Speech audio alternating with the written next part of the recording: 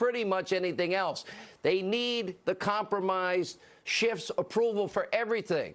And maybe that's why Nancy Pelosi is refusing to call this an official impeachment resolution. Take a look. Speaker, can we have you talk about the impeachment resolution? It's not an impeachment resolution. I guess Pelosi and I can agree on one thing. It's not an impeachment resolution. This is not what Newt Gingrich offered Bill Clinton in 1998. His process was actually really fair. She doesn't want to mirror that. What this is smoke and mirrors. They're trying to make you think it is something that it is not. It is not fair. It is not what Newt Gingrich offered to Clinton. It's anything but fair. Now, what this really is a massive fishing expedition in the hopes that any cooked-up allegation might stick, and then we'll impeach him. We don't know on what, but we'll impeach him then. It is a fraudulent, it is an unconstitutional show trial devoid of all due process. It is illegitimate. It's an impeachment coup attempt run by a corrupt, compromised, congenital liar who's been hell-bent on destroying the presidency of Donald Trump, regardless of truth, logic, common sense, reason, and facts. And now, breaking just moments ago, at least one Democrat apparently is breaking rank. NBC News reporting that New Jersey Congressman Jeff Van Drew will likely vote against the impeachment measure. It's important to note, Van Drew is one of 31 Democrats. They represent districts who voted for Donald Trump in 2016. Big development. With more on this and the Democrats' impeachment, non-impeachment measure, well, Fox News, Capitol Hill senior correspondent Chad Pergram is with us. Chad. Good evening, Sean. Well, the resolution today, that's the first official step codifying the impeachment process in the House. This goes to the Rules Committee tomorrow to prep the resolution for the floor. Then expect the full House to debate the plan Thursday morning. The vote itself will come midday Thursday. Now, Fox counts 228 Democrats as supporting the impeachment inquiry resolution. That's more than enough to adopt the resolution on the House floor. Now, just tonight, freshman Democratic South Carolina Congressman Joe Cunningham, who flipped a district from red to blue last year, told Fox that he backs the resolution. 5 Democrats, all from swing districts, remain vague as to whether they support the resolution. New York's Anthony Brindisi, Maine's Jared Golden, Jeff Van Drew of New Jersey, who you just talked about, Kendra Horn of Oklahoma, and Colin Peterson of Minnesota. The first 4 were Democratic pickups in 2018. Now, Peterson has been in Congress since 1991. He's won with 52% of the vote the past 2 cycles, but President Trump won Peterson's district by a staggering 31 points in 2016. Now, today, House Majority Leader Steny Hoyer quibbled with calling the measure an impeachment resolution, so I asked Hoyer if Democrats were concerned with it being perceived as impeachment. Hoyer said, quote, "I want to be very careful with my verbiage," close quote. Fox is told that moderate Democrats are concerned about public interpretation of the resolution. There's a risk for Republicans, too, in this. The top Republican on the Oversight Committee, Jim Jordan of Ohio, predicted no GOP defections. House Minority Whip Steve Scalise urged a no vote. Republicans from battleground districts could face a choice: vote for the impeachment resolution or break with their colleagues and get a primary challenge, and that's to say nothing of igniting the ire of President Trump. Now, also, this impeachment resolution gives great latitude to the House Intelligence Committee. That's rare in an impeachment investigation. The Judiciary Committee would ultimately write the articles of impeachment, but Republicans argue that President Trump may only get rights to defend himself if there are Judiciary Committee meetings.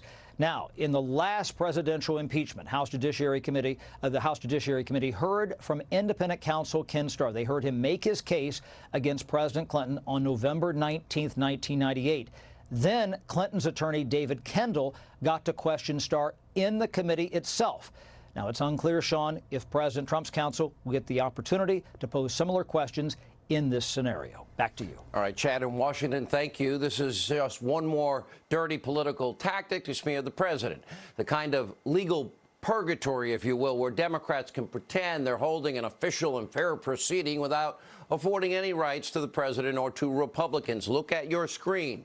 Now, these were the rules during Bill Clinton's impeachment. Newt Gingrich was the Speaker of the House. The House openly debated. They held an official vote. The president had the ability to call witnesses, his attorneys did, submit evidence, build a case. Now the corrupt, compromised Schiff, he gets to veto whatever the hell he pretty much wants. He controls the witness list, the rules, the evidence, and Republicans must raise their hand and get permission from the congenital liar and psychotic Trump hater He's the judge, jury, and the executioner in what will be nothing but a public show trial designed to convince and stack the deck for the American people that this president deserves to be impeached, and we're being fair when they're not being fair. As Congressman Jordan noted from Ohio, these public changes and proceedings, well, it's like putting lipstick on a pig. But until the charade goes public, old Schiff's top secret Soviet-style impeachment coup attempt is going to continue. And like any, say, Cuban-style show trial, the whole truth always takes a back seat to the preferred, well, propaganda political narrative. Listen to what Congressman Jordan of Ohio had to say about today's closed-door hearings that we didn't get to see or watch. Chairman Schiff has prevented the witness from answering certain questions we have during the deposition.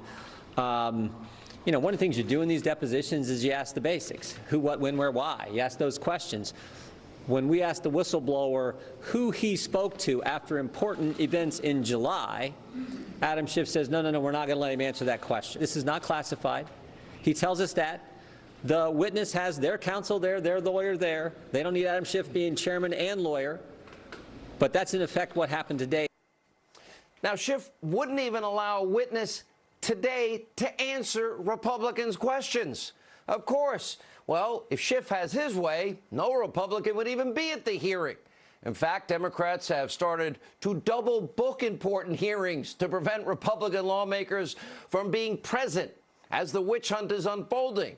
And today, that led to this confrontation with Congresswoman Alexandria Ocasio-Cortez. Getting interesting. Take a look. Do we have a reason for why this hearing is trying to be adjourned, or, you know, do we have just like a cocktail party? Yes, I have one.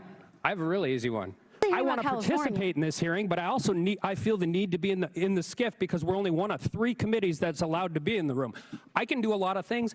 I can't be 2 places at once. I'm completely comfortable having this hearing. I just prefer to have it at a time when I could participate in it. This was when they're here? We've expressed this last week about having 2 things going on at the same time. It's not like we haven't talked about this, but you guys continue to do hearings at the same time there are depositions going on. As the gentleman from North Dakota said, we can't be 2 places at once. You talk about wanting to do your job? Yeah. There's no way to do that when you have to be 2 places at once. Now think about this. If the truth was on the Democrat side, there'd be no need for these political games, closed-door hearings, stopping Republicans from asking questions. Now, if there really was a blatant crime, bribery, treason, misdemeanors, Democrats could just reveal the evidence, hold an official vote, let all sides participate fairly. But again, we have the transcript of the call in question for all to see. So I encourage everyone to read it. There's no crime. There's no misconduct whatsoever. And by the way, what you will read is the president doing his sworn duty, upholding the Constitution of the United States and faithfully executing laws. And what's more, no money was withheld. The president of Ukraine claims there was no pressure ever applied. They didn't even know the money was held up for a period. In order to believe there was an illegal quid pro quo, you'd have to suspend all basic logic, but belief in objective truth, all common sense, all reason. You'd have to be a propagandist. You'd have to buy the big lie. It's like 1984, a bunch of walking zombies. They just repeat themselves, and hypocrisy on a level I frankly have not seen in my 31 years of radio and 24 years at Fox. But that's what the Democrats want you to do. Suspend literally all of your intellectual thought process, ignoring on-camera evidence. Now, we do have direct evidence of a quid pro quo. How ironic in this case. Happens to be of Joe Biden. The hypocrisy is spectacular. Look at your screen. It's pretty simple. Vice President Biden, he becomes the point person for Ukraine in 2014. His son Hunter, after that, gets hired to serve